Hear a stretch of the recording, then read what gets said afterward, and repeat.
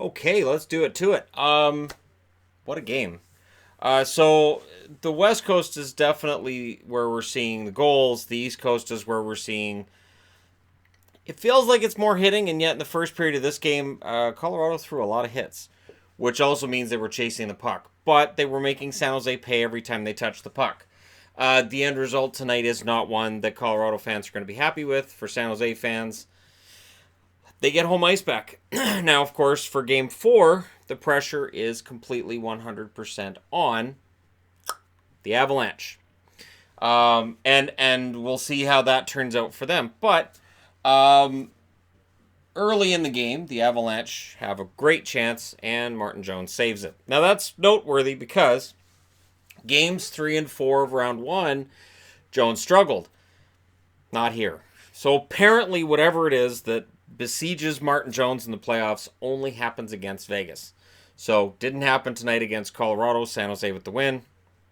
If you're a Vegas fan watching this review, you're already ticked off that the result turned out the way it did. Carlson then gets held. I thought it was a trip as much as anything else, but they call it a holding penalty, and the Sharks get the first power play. Avs kill it. And the Avs played pretty darn well in killing it, and they were hitting a ton, and then it happened. So Colorado, it felt like they had the crowd in it. They were doing really, really well.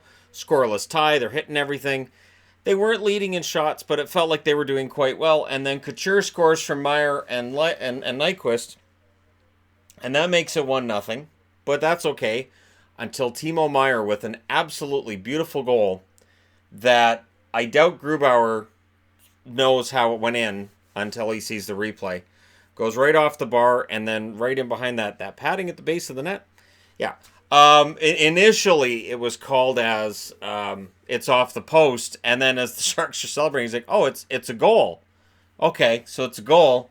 So that made it 2-0, and that just took the air out of the Colorado Avalanche and the fans in for the rest of that period. The shots were 13-7 for San Jose. They were ahead 2-0 after the first. Going into the second, well, it's Colorado, so you know they're capable of comebacks. They did it against Calgary. They can do it again here. 8 minutes into the second, though, the shots are 24-10 for San Jose in the game. And I thought that was noteworthy. I thought, wow, 10 shots for one team and 24 for the other. That's really, really one-sided, especially considering the shots were 13-7 after the first. So 8 minutes into the second, San Jose already had 11 shots, and Colorado had 3. Kane then has a breakaway that is denied by Grubauer. Just couldn't get it on the backhand. He just didn't quite have it. And I know there's going to be people who watch that and say, well, he should have scored there, but really he didn't have the time or on the backhand, it's a heck of a lot harder to pull the puck up over top of the goalie. And then not long after that, we get a power play for San Jose, which backfires. Nathan McKinnon with a beautiful goal. Ian Cole with the assist. 15:51 into the second. Shorthanded goal. The time's noteworthy because at this point, all of a sudden, Colorado has life. Here we go. The Avs have life. They're back in it. It's only 2-1. And they had a really strong finish to that second period. You could tell they had the momentum on their side.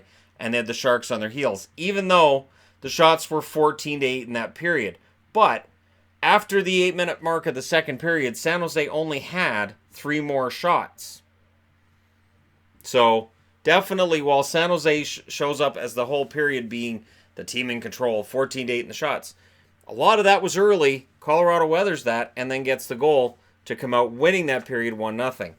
Third period, the Avs looked pretty darn good. Right early in the third, again, the crowd really noisy, really into it. This is the first second-round hockey this city has seen since 2008, and they're enjoying it. They are relishing every moment of it.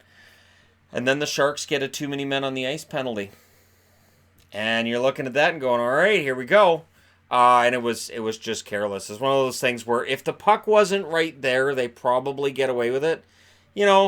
Very often you'll see line changes. I know from seeing games live, and it's funny, my wife normally picks it up. We'll be watching the game, and Yvonne's like, they had too many men there. And I'm like, yeah, I know, the puck wasn't, it's fine. Because the puck's nowhere near the play, or nowhere near the bench. So as long as the puck's nowhere near the bench, and the guy who's leaving the ice doesn't play the puck, and the guy coming on the ice doesn't play the puck, they normally let it go. But yeah, there's a lot of sloppy line changes when you're watching a hockey game live. that makes you say, what are they doing? I know when we were watching Vegas front row, there were a lot of times where we're like, weren't there 6 guys on the ice for a little while there? Anyways, but the Sharks kill it off. But then the madness takes place. Nieto scores from Girard and Makar, and that ties it. And the roof blows off the place. Pepsi Center, noisiest it's been in a decade and a half, it seems. And, it's not long after that. I will say this for the San Jose Sharks. These guys know when to bounce back. They did it against Vegas, and they did it in tonight's game. Couture scores from Nyquist, 105 after Nieto gets that goal. Totally takes the air out of the sails of the Avs fans. They do get into it after that, but man, you could tell that 3-2 goal really was kind of a gut punch for them. The Avs then get a power play with 2:56 left in the third, with Couture off for tripping.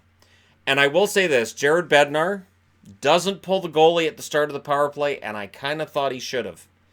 It's a 6-on-4 once there's 1 minute and 30 seconds left. So, for the first 1 minute and 26 seconds of that power play, he had just a 5-on-4. And again, if you pull that goalie and you go 6-on-4, and I'm a guy who rails against pulling the goalie early, but I really thought, you've got less than 3 minutes left, pull the goalie and go for it. This is your chance. And then, they didn't score on that power play. It's killed. Kane missed the empty net, which again feels important because Colorado definitely capable of going down and scoring. But guess who gets it? Logan Couture. And Couture does not miss the empty net. That empty net goal means his first ever playoff hat trick. And little known that since, I believe it's 2010, your number 1 goal scorer in the playoffs is Ovechkin. Number 2 is Logan Couture. He, with that goal, passed Sidney Crosby for number 2 on goal scorers over the last decade in the playoffs. So, Couture is known as a heart and soul guy. Showed it again tonight for San Jose. I guess he heard me talking about how Bobrovsky would be my Conn Smythe pick if I was picking right now, and I guess he said, all right, I got to go out there and prove myself, and he gets a hat trick.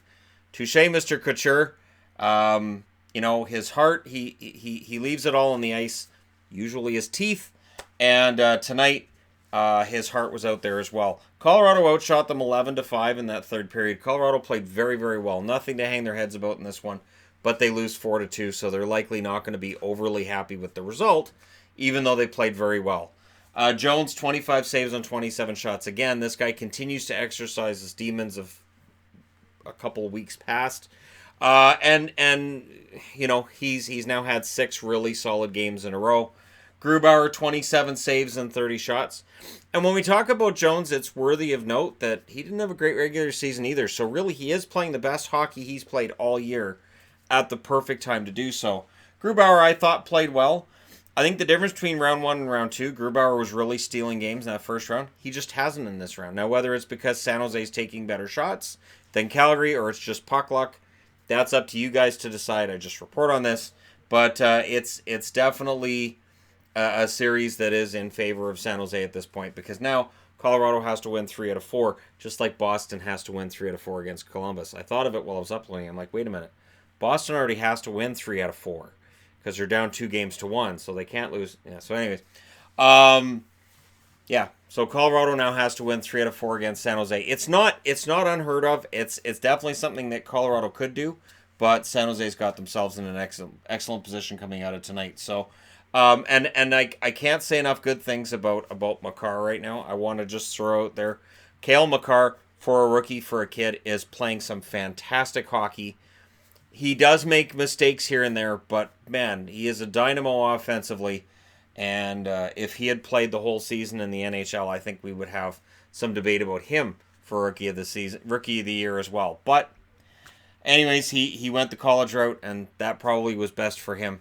So we'll see what happens in Game 4 when these teams meet again. But this kind of feels like a chance lost for Colorado. But when San Jose outshoots you 27-15 in those first 2 periods, and they're ahead 2-1 going into the third, this year feels sort of like 2016 with San Jose. San Jose, of course, went to the finals 3 years ago.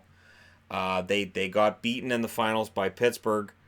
And this year kind of feels like maybe they have some of that unfinished business in the back of their minds. Maybe guys like Couture, maybe a guy like Thornton, Burns, maybe they have that in the back of their mind that, hey, we have some unfinished business here. And maybe Erik Karlsson is thinking that as well. And one thing I want to talk about as well, Karlsson and Burns, when they're on the ice together, it is an offensive feast and it is a defensive nightmare. I do not envy the job of Martin Jones when those two guys are on the ice together. And I'm not trying to slight them. I'm not trying to insult them because I understand why they're together. They're dynamic together. But man, when it breaks down, Jones has been fantastic when he needs to be. So, and I just say that based on a couple of plays I saw tonight, and I was watching who's in front of the net, Burns and Karlsson. I'm not saying they're paired together all the time. That's not a thing. Just when they're on the ice together. Anyhow, let me know your thoughts in the comment section below as always. Don't forget to hit like and subscribe if you're browsing your way through. You just happened upon this video, and thank you guys so much for watching.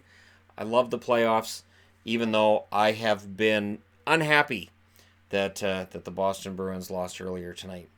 So, yeah, these things do happen, and I'm as professional with you guys as possible. But am I happy about the way things went in that Boston game tonight? No, not really.